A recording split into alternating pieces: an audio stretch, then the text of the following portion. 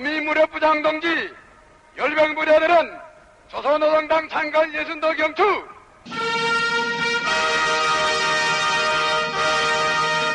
동지들 안녕하십니까?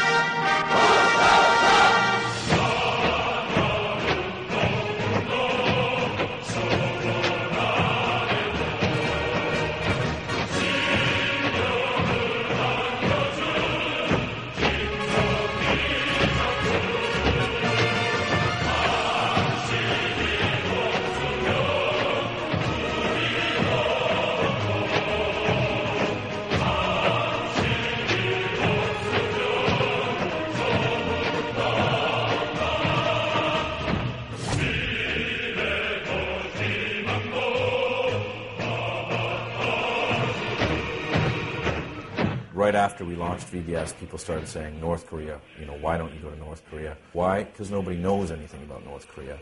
So we were fascinated by it, and we tried to get in for a year and a half, but couldn't, because North Korea doesn't let anyone in.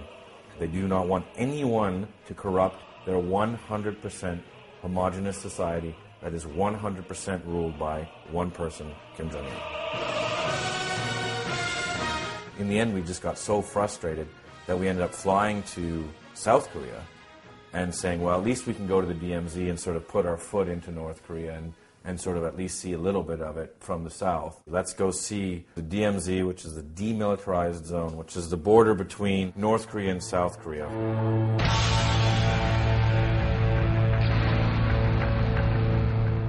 Since the Korean War ended, it's been the most militarized zone on Earth, with 2 million estimated troops on the North Korean side, about 500,000 on the South Korean side, missiles pointed at each other, artillery, tanks.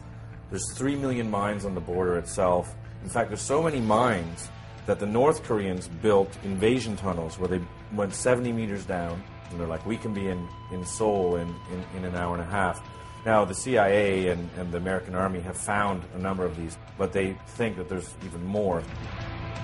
It's been called the end of the world. And it's the closest you can get to seeing North Korea. Getting to the DMZ isn't easy. It's only an hour and a half north of Seoul, but you have to go through about 15 checkpoints. Then you have to go through a United Nations sort of indoctrination session where they're like, don't point, don't look at them, don't take any pictures, don't do anything. We're only going to be there for 2.5 minutes.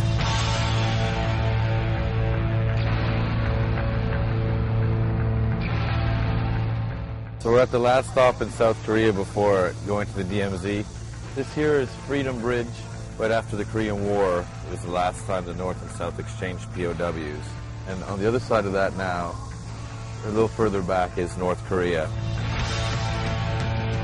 Right here, it's kind of like a theme park, but as you see, like just beyond the theme park, kind of hidden by the trees, there's barbed wire and landmines and checkpoints everywhere.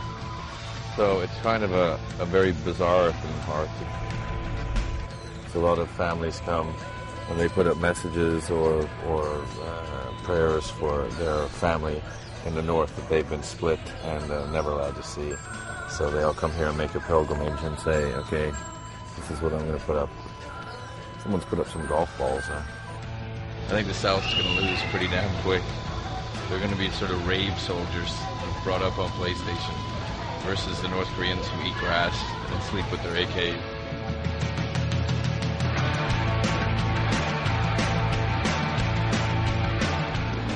Going to Checkpoint Charlie. This is one of the most dangerous places in the world. They have 2 million troops ready to come over here.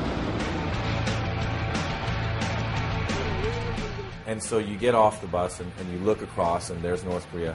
They're like, that's North Korea. Get back on the bus. You could start World War III. They really get you terrified. They let you into one barracks room, and the barracks room is half in North Korea, half in South Korea.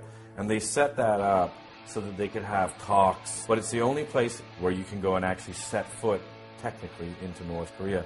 And this is as close as 99.9% of the people in the world will ever get to getting into North Korea. And people are like, that's North Korea. So that piece of concrete... That concrete, so the gravel is south, the concrete is demarcation line, and the sand is north.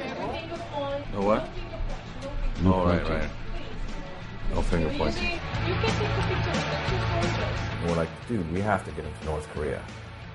We have to get in.